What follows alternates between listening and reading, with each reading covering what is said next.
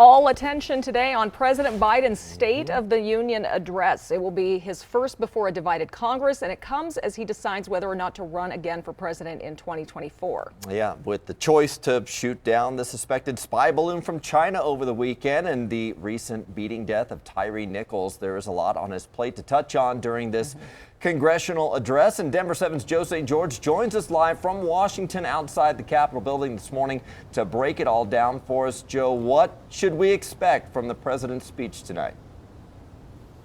Yeah, good morning, guys. You know, State of the Union addresses are always a chance for the president, yes, to say the State of the Union is strong. They never say the State of the Union is not strong, so it's always an optimistic message. But it's also an opportunity for them to announce some policy proposals, and we certainly do expect that this evening with the family of Tyre Nichols in attendance. We expect President Biden to call for a push for bipartisan police reform.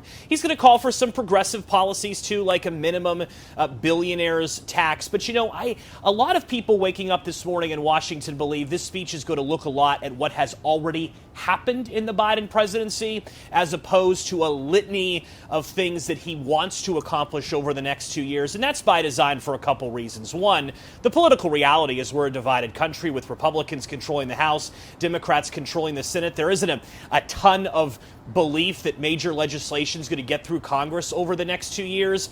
And also, this is a big speech for the president, and that it's traditionally the most watched address of the year. It's perhaps the only time that a family in Highlands Ranch or watching in Fort Collins may sit and listen to a presidential speech from start to finish. Yes, they'll hear snippets and sound bites here and there in newscasts here on Denver 7 and elsewhere, but for an entire speech, it may be the only time they listen to the entire thing. So it's a chance for the president to remind them about what has happened. You'll hear things like the infrastructure law. You'll hear things like the Computer Chips Act. You'll hear the year 1969 tonight, the lowest unemployment since 1969 in this country. And this speech comes with the deck stacked against the president a bit.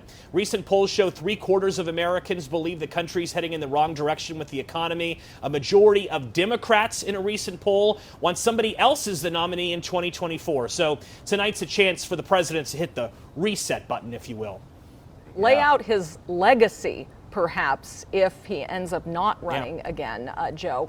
What kind of response do you expect from the GOP tonight after the president speaks? You know, gosh, it's easy to turn off the TV after the president says, God bless America, right? But we're a divided country, and I think it's important for everyone to remember that the other party gets a speech right after the president, about 10 minutes or so. And that's when Governor Sarah Huckabee Sanders will deliver the official Republican response. There'll be a response in Spanish as well by the Republican Party this year. Governor Sanders, of course, is seen as a rising star in the Conservative Party nationally. A lot of Americans remember her as the former press secretary to former President Donald Trump. She'll deliver this address. So, yes, it's the president's night, and he certainly gets the spotlight as president of the United States, but it's important context to watch that Republican speech afterwards, about 10 minutes or so afterwards. It goes for about 5 minutes, 10 minutes or so, and you'll be able to compare and contrast what the two parties are thinking, and that'll give you better perspective on what will actually happen in our country over the next year, impacting you and your family. Yeah, it could be an interesting dynamic with a Republican speaker sitting behind him as well. We'll be watching the looks on Kevin McCarthy's face. Yeah. All right. Thank you, Joe.